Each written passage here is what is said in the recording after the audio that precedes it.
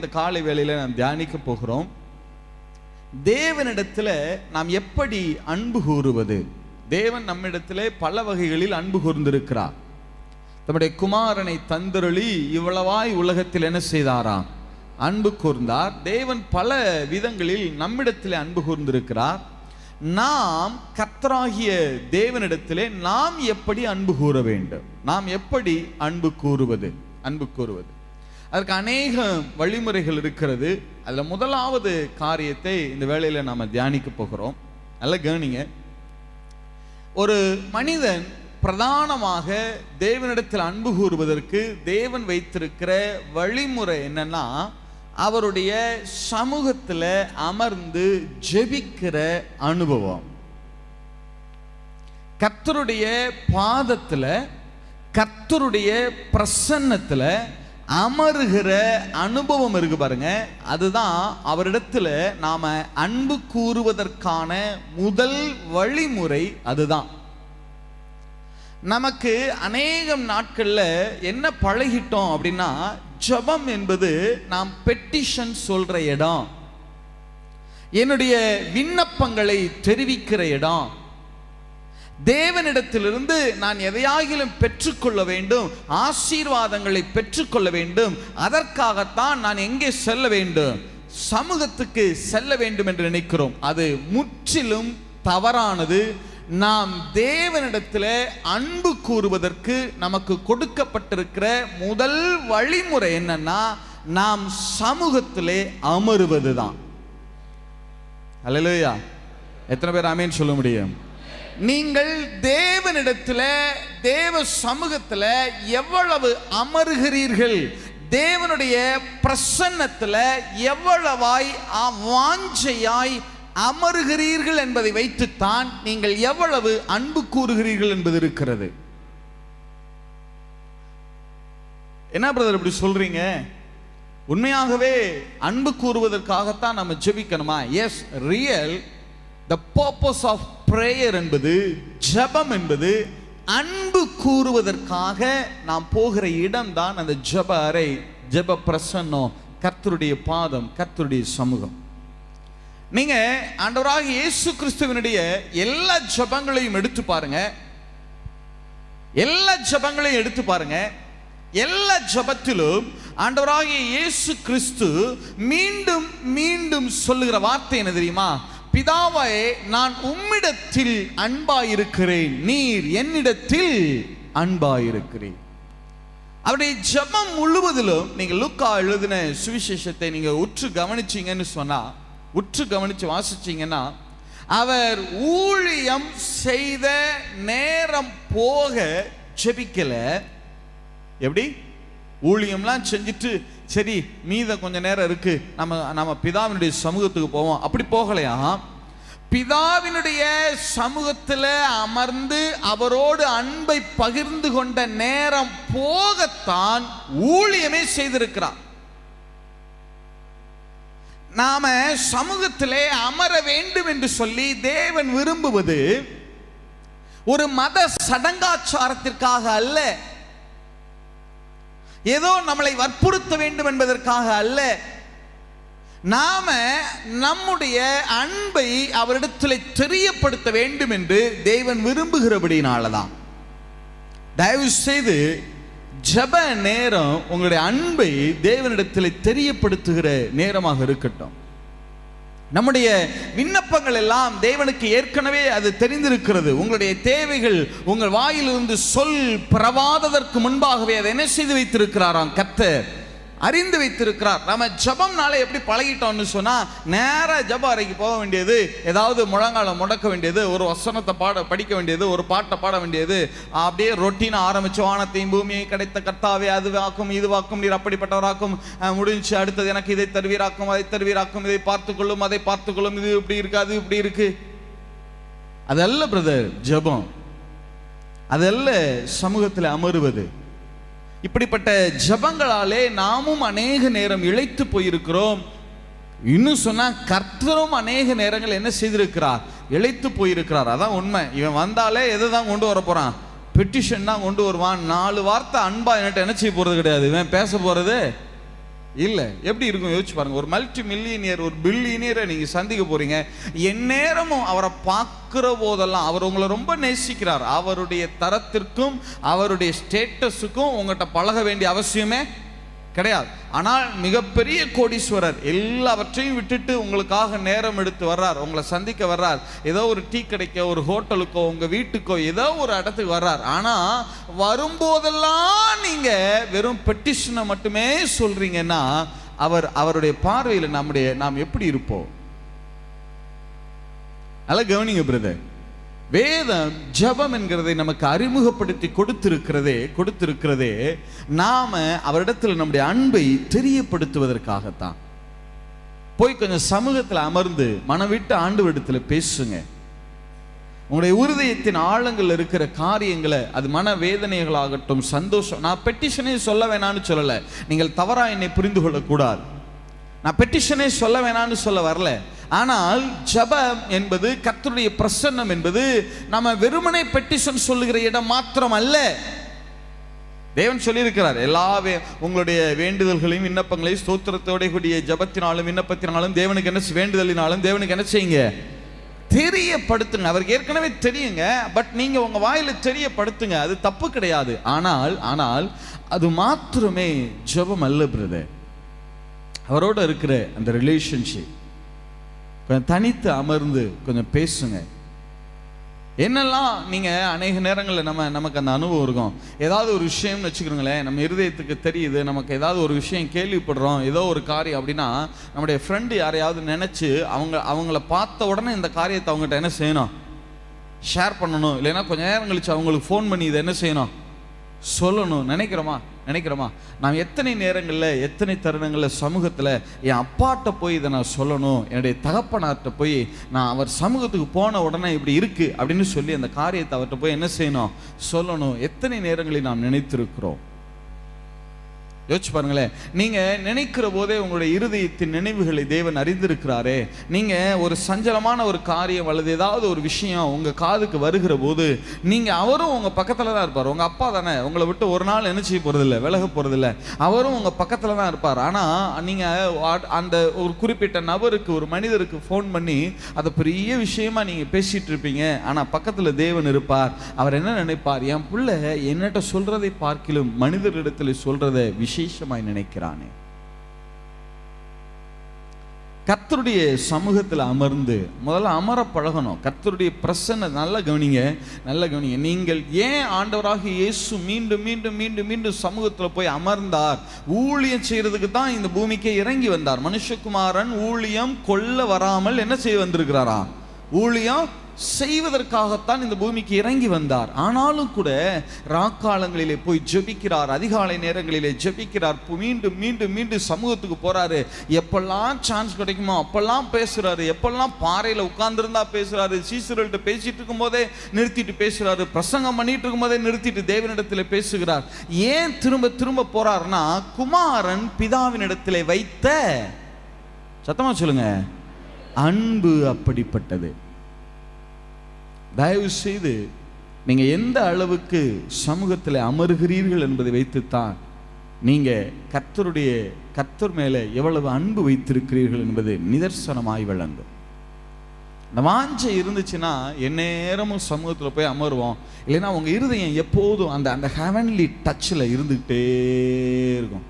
அவரோட பேசிட்டே இருக்கிறது. இந்த விஷயம்ப்பா, இந்த காரியம்ப்பா, இந்த மாதிரிப்பா, இது இப்படி இருக்கு, சந்தோஷமா இருக்கு, எனக்கு இது சங்கடமா இருக்கு, இது இப்படி இருக்காங்களே. அந்த ஹெவன்லி டச், ஒரு ரிலேஷன்ஷிப் இருந்துகிட்டே இருக்கும். அவரோடு இருக்க பழகணும். சொல்லுங்க, அவரோடு இருக்க பழகணும். நல்லா யோசிச்சு பாருங்க. அதாவது ஒருத்தர் எங்க இருந்து அதோடைய சோர்சஸ் ஆரம்பித்ததோ அங்க இருந்தா தான் அதோடைய ஜீவன் பிழைக்கும். இப்ப மீன் எதுக்குள்ள இருந்தாதான் பிழைக்கும்? ஏன் மீன் தண்ணீர்ல இருந்து பிழைக்குதுன்னா, அது எதுல இருந்து உண்டா இருக்கிறது? தண்ணீர். அப்படித்தானே சொன்னார் தேவன். ஜலத்தை பார்த்து தான் சொன்னார். ஜலமானது ஜீவ ஜந்துக்களை, மாம்சத்தினுடைய இந்த தண்ணீர்ல இருக்கிற ஜீவ மச்சங்களையும் என்ன செய்ய கடவுது? பிறப்பிக்க. அப்ப மீன் எங்க இருந்து வந்துச்சு? தண்ணீர்ல இருந்து வந்துச்சு. அப்ப தண்ணீர்ல இருந்து அது வந்ததுனால தண்ணீரோடு இருந்தால்தான் அது என்ன செய்ய முடியும்? பிழைக்க முடியும், உயிர் வாழ முடியும். இல்ல, ஒரு மரம் எங்க இருந்து வந்துச்சு? மரத்தை உண்டாக்குறதுக்கு தேவன் எதை பார்த்து பேசினார்? பூமியை பார்த்து. பூமியானது தன் தன் விதைகளுடைய கனி விருட்சங்களை என்ன செய்ய கடவுது? முளைப்பிக்க சொன்னாரா? அப்ப மரம் செடி கொடிகள் எதுல இருந்து வந்துச்சு? அப்ப மரம் செடி கொடி நல்லா இருக்கணும்னா அது என்ன செய்யணும்? எதோடு இருக்கணும்? பூமியோடு இருந்தா அது என்ன செஞ்சிடும்? பிழைச்சிடும். உண்மைதானா? எத்தனை பேர் ஆமென் சொல்ல முடியும்? அப்ப மனிதர்கள் யார்கிட்ட இருந்து வந்தோம்? லூக்கா 3:38 வாசியம் பார்க்கலாம். லூக்கா புஸ்தகம் 3வது அதிகாரம் 38வது வசனம். ஏனோஸ் சேத்தின் குமாரன், சேத்தின் குமாரன், சேத் ஆதாமின் குமாரன், ஆதாமின் குமாரன், ஆதாம் தேவனால் உண்டானவன். யாரால உண்டானவன்? ஆதாம் தேவனால் உண்டானவன். சத்தமா சொல்லுங்க, யாரால உண்டானவன்? அப்ப தேவனாலே உண்டானவன். அவன் யாருடைய சாயலாக உருவாக்கப்பட்டிருக்கிறான்? தேவ சாயலாக உருவாக்கப்பட்டிருக்கிறான். நீங்க தேவனோடு இருக்கிற அளவை பொறுத்து தாங்க உங்களுடைய அந்த வளமான வாழ்க்கை இருக்கிறது. நீங்க தேவனுடைய சமூகத்துல கொஞ்சம் நேசமாய் அமர பழகணும். அமர பழகணும். நீங்க இந்த ரொட்டீனரி ஜப வாழ்வை விட்டுட்டு போய் முழங்கால் படிட்டு வானத்தையும் பூமியையும் படைத்த கர்த்தாவே அப்படின்னா அவர் திருப்பி சொல்வார், வானத்தையும் பூமியை நான் தான் படைச்சேன்று உன்னை விட எனக்கு நல்லாவே என்ன செய்யும் தெரியுமாப்பா. இல்ல, அன்பு கூறுவதற்காக சமூகத்துக்கு போங்க. நீங்க 5 நிமிஷமோ 10 நிமிஷமோ அரை மணி நேரமோ 1 மணி நேரமோ எனக்கு தெரியாது, எவ்வளவு நேரம் ஆனாலும் சரி பிரதர், அது சமூகத்தில் அமர்ந்து அன்பு கூறுவதற்காக ஜெபிங்க. அவர்கிட்ட போய் பேசுங்க. உங்க தகப்பனார்கிட்ட பேசுறது போல என்ன செய்யுங்க? பேசுங்க. முதல் காரியம், நாம தேவனிடத்துல ஜெபிக்க அன்பு கூற வேண்டும். அன்பு கூறுவதற்கு முதலாவது நமக்கு கொடுக்கப்பட்டிருக்கிற வழிமுறை என்ன? நாம் அவருடைய சமூகத்துல என்ன செய்ய வேண்டும்? சத்தமா சொல்லுங்க, என்ன செய்யணும்? அவருடைய சமூகத்துல அமர்ந்து என்ன செய்யணும்? ஜெபிக்கணும். அமருங்க, கொஞ்சம் அமர்ந்து ஜெபிங்க. ஜெபிங்கன்னா உடனே ப்ரேயர் பாயிண்ட்ஸ் எடுத்துடாதீங்க. 1000 ஸ்தோத்திர பலிகள் புஸ்தகத்தை என்ன செஞ்சிடாதீங்க? எடுத்துடாதீங்க. முதல்ல உங்க அப்பாட்ட ஃப்ரீயா உட்கார்ந்து பேசுங்க. பேசுங்க. ஜெபம் என்பது அவரை சந்திக்கிற நேரம். சொல்லுங்க பார்க்கலாம், அவரை என்ன செய்கிற நேரம்? சந்திக்கிற நேரம். கர்த்தருடைய சமூகத்தில் அமர்ந்து சந்திக்கிற நேரம். தோட்டத்தில் அவர் வந்து நம்மை சந்தித்தார். ஆனால் தோட்டத்தில் விழுந்த பிறகு நாம் போய் யாரை சந்திக்கிறோம்? கர்த்தரை சந்திக்கிறோம். அவ்வளவுதான் வித்தியாசம். தோட்டத்தில் இருக்கிற போது அவர் வந்து யாரை சந்தித்தார்? மனுக்குலத்தை சந்தித்தார். ஆனால் பாவத்தில் விழுந்த போது, விழுந்த பிறகு மனுக்குலம் போய் யாரை சந்திக்கிறது? தேவனாகிய கர்த்தரை சந்திக்கிறது. எவ்வளவுதான் வித்தியாசம். அவ்வளவுதான் வித்தியாசம். அவரை நாம் சந்திக்கிற இடம், நம்ம அவரை மீட் பண்ண போறோம், அவரோட பேச போறேன், அந்த உணர்வோடு என் தகப்பன் இடத்துல நான் பேச போகிறேன், அந்த அன்பின் உணர்வோடு போய் சமூகத்தில் அமருங்க பிரதர். நல்லா கவனிங்க, நல்லா கவனிங்க. ஜெபத்தை ஒரே வார்த்தையில சொன்னா நீங்கள் என்ன செய்தீர்களோ அதை சொல்லுங்க. நான் சொல்றது பாவத்தை சொல்லுங்க, அப்படியே அறிக்கைட்டுட்டே இருங்க, அப்படி சொல்ல வரல. உங்க வாழ்க்கையில என்னெல்லாம் இன்னைக்கு நடந்துச்சு, ஃபீல் ஃப்ரீ. இன்னும் சொன்னா அதை ப்ரேயர் ஜெபம்னு சொல்றதை பார்க்கலாம், உங்க லைஃபை ஷேர் பண்ணுங்க. என்னவா? லைஃப் என்ன செய்யணுமா? ஷேர் பண்ணுங்க. உங்க வாழ்க்கையில என்ன நடந்திருக்கிறது. இன்றைக்கு மாலையில நீங்க ஜெபிக்க போறீங்க, இரவுல ஜெபிக்க போறீங்கன்னா இந்த நாள்ல என்னெல்லாம் நடந்துச்சு, உங்க ஃப்ரெண்டுகிட்ட உங்களுடைய தகப்பனார்ட்ட பேசுகிறது போல அமர்ந்து என்ன செய்யுங்க? பேசுங்க. என்னெல்லாம் நடந்துச்சு ஷேர் பண்ணுங்க. நீங்க என்ன செய்தீர்கள் என்பதை சொல்லுங்க. நீங்கள் என்ன செய்ய வேண்டும் என்பதை தேவன் சொல்ல ஆரம்பிப்பார். அல்லேலூயா. நீங்க நடந்தவைகளை தேவனிடத்துல ஷேர் பண்ணுங்க. நீங்க உங்க வாழ்க்கையில இனி நடக்க போகிறவைகளை அவர் உங்களோடு ஷேர் பண்ண ஆரம்பிப்பார். எத்தனை பேர் ஆமேன்னு சொல்றீங்க? இதான் உண்மைதான், உண்மைதான். ஆண்டவராகிய இயேசுவினுடைய ஜெபங்களை நீங்க வாசிச்சீங்கன்னு சொன்னா, அவர் போய் அவர் சொல்ற வார்த்தை என்ன தெரியுமா? அவர் என்ன சொல்றாரு தெரியுமா? பிதாவினிடத்தில் கண்டவைகளையும் கேட்டவைகளையுமே உங்களுக்கு சொல்லுகிறேன், அறிவிக்கிறேன். இல்ல அப்ப என்ன நடந்திருக்கிறது? ஒவ்வொரு நாளும் பிதாவினுடைய சமூகத்துக்கு இயேசு போயிருக்கிறாரு. அங்க போய் என்னங்க ஜெபம் பண்ணாரு, என்ன பண்ணாரு, எப்படி அன்பு கூர்ந்தார்? ஒவ்வொரு நாளும் சமூகத்துக்கு போறாரு. இந்த நாள்ல நான் இப்படி எல்லாம் சொன்னேன், இப்படி எல்லாம் பிரசங்கம் பண்ணேன்ப்பா, இப்படி எல்லாம் நான் சுகமாக்கினேன், இப்படிப்பட்ட ஒரு வியாதியஸ்தன் வந்தான், அவனை நான் சொஸ்தமாக்கினேன், ஒரு குருடன் வந்தான், அவனை நான் சொஸ்தமாக்கினேன், இப்படி பிரசங்கம் பண்ணேன். இந்த பரிசேயர் எல்லாம் என்ன செஞ்சாங்க? இப்படி கேள்வி கேட்டாங்க, நான் இப்படி எல்லாம் பதில் சொன்னேன். இயேசு பிதாவோடு பேசினார். பிதா மறுநாள் என்ன பேசணும், என்ன பிரசங்கிக்கணும், என்ன அற்புதங்களை செய்யணும்னு சொல்லி பிதா இயேசு கிறிஸ்துவோடு பேச ஆரம்பித்தார். That is prayer. அவ்வளவுதான். நான் கேட்கிறேன், ஆதாம் தோட்டத்தில் இருந்தார் இல்லையா? பிதாவாகிய தேவன் ஆதாமோடு உலாவினாரா, உலாவலையா? பேசினாரா, பேசலையா? என்ன பேசியிருப்பாங்கன்னு நினைக்கிறீங்க? மிஞ்சி போனா என்ன பேசியிருப்பாங்க? ஆதாம் இன்னும் பாவத்தில் விழுகல. அப்படி இருக்கிற போது தேவனும் ஆதாமே இப்ப பரிசுத்தமானதான் இருக்கிறார், ஜீவன் உள்ளவராகத்தான் இருக்கிறார். ஆதாமோடு தேவன் உறவாடுகிறார். இன்னும் அவர் தூய்மையா தான் இருக்கார். தேவனை போல தேவ சாயலாகவே சிருஷ்டிக்கப்பட்டிருக்கிறார். அவரை பார்த்தா யாரை பார்க்கிற மாதிரி இருக்கும்? தேவனையே பார்க்கிற மாதிரி இருக்கும். அப்படிப்பட்ட சாயல் இருக்கிறது. மனிதன் பாவம் செய்த பிறகுதான் மனுஷ சாயல் வந்தது. என்ன சாயல் வந்தது? மனுஷ சாயல் வந்தது. ஆனால் பாவம் செய்வதற்கு முன்பாக அவன் என்ன சாயலாக இருந்தான்? தேவ சாயல். அவன் தேவனை போலவே இருக்கிறான். அவன்கிட்ட பாவம் கிடையாது. அவனுக்கு போய் உட்கார்ந்து பொய் சொல்லாத, விபச்சாரம் செய்யாத, களவு செய்யாத, இப்படி எல்லாம் என்ன செய்ய வேண்டியது கிடையாது, சொல்ல வேண்டிய அவசியம் கிடையாது. இப்ப அவனும் தேவனும் பேசிக்கொள்றாங்கன்னா என்ன பேசியிருப்பாங்கன்னு நீங்க நினைக்கிறீங்க? நான் சொல்லட்டா? மிஞ்சி போனா ஆதாம் என்ன சொல்லியிருப்பார் தெரியுமா? ஆண்டவரே, நான் இந்த செடிக்கு தண்ணி ஊத்துனேன், இது கொஞ்சம் இன்னைக்கு என்ன செஞ்சிருச்சு, நல்லா கொஞ்சம் என்ன செஞ்சிருக்கு, வளர்ந்துருக்கு. இந்த செடி பூத்துருக்கு, இன்னும் கொஞ்ச நாள் என்ன செஞ்சிரும் போல தெரியுது, காய்ச்சிரும் போல தெரியுது. அந்த செடிக்கு தண்ணி ஊத்தி ஊத்தி பார்க்கிறேன், அது இன்னும் என்ன செய்யற மாதிரி தெரியல, வளர்ற மாதிரி. ஆண்டவர் திரும்பி சொல்லியிருப்பார், இல்ல நீ இன்னும் 4 நாள் தண்ணி ஊத்து, அது என்ன செஞ்சிடும், வளர்ந்துடும். இந்த செடியை பார்த்தியா, இந்த பூவை பார்த்தியா, எவ்வளவு அழகா உனக்காக படைச்சிருக்கிறேன் பாரு. இந்த கனியை சாப்பிட்டு பார்த்தியா, நேற்று போய் அந்த மரத்தை சாப்பிட்டு இல்லை, பக்கத்தில் ஒரு மரம் நான் சாப்பிட சொன்னேன், நீ விட்டுட்ட. அந்த மரத்து கனியை சுவைத்து பார்த்தியா, அது கொஞ்சம் நல்லா இருக்கும், கொஞ்சம் நாளைக்கு போய் நீ என்ன செஞ்சு பாரு, டேஸ்ட் பண்ணி பாரு. இதை நான் கேட்குறேன், இதை தவிர வேற என்ன இருக்கு அவங்களுக்குள்ள பேசுவதற்கு? தேவனோடு இருக்கிற ஜப வாழ்வு என்பது அவரோடு இருக்கிற, ஏன்னா அந்த ஜபம்னு சொன்னாலே நிறைய பேருக்கு காதல் என்ன செய்யற மாதிரி தெரியுது, அப்படியே காதெல்லாம் இறுகி, மனமெல்லாம் இறுகி. சமூகத்துல அவரோடு இருக்கிறது என்பது நம்முடைய லைஃபை ஷேர் பண்ற அனுபவம். வேதம் அப்படிதான் சொல்லுது. நீங்க உங்க வாழ்க்கையில நடந்தவைகளை தெரியப்படுத்துங்கள், அப்பொழுது புத்தி கெட்டாத தேவ சமாதானம் உங்களை என்ன செய்யுமா? எத்தனை பேர் ஆமேன்னு சொல்ல முடியும்? நான் சொல்றேன், இனிமே என் இருதயத்துல சொல்றதுக்கு எதுவுமே இல்லை பிரதர். எல்லாத்தையும் சொல்லிட்டேன். என்னுடைய கணவரை குறித்த என் பாரத்தை, மனைவியை குறித்த பாரத்தை, தொழிலை குறித்த பாரத்தை, சபையை குறித்த பாரத்தை, எல்லாத்தையும் நீங்க அப்படியே அவர்கிட்ட ஷேர் பண்ணுங்க. அவர்கிட்ட பயப்படாம என்ன பண்ணுங்க, ஷேர் பண்ணுங்க. ஷேர் பண்ணி முடித்த பிறகு பாருங்க, புத்திக்கு எட்டாத தேவ சமாதானம் உங்களை மூட ஆரம்பிக்கும். எத்தனை பேர் ஆமேன்னு சொல்றீங்க?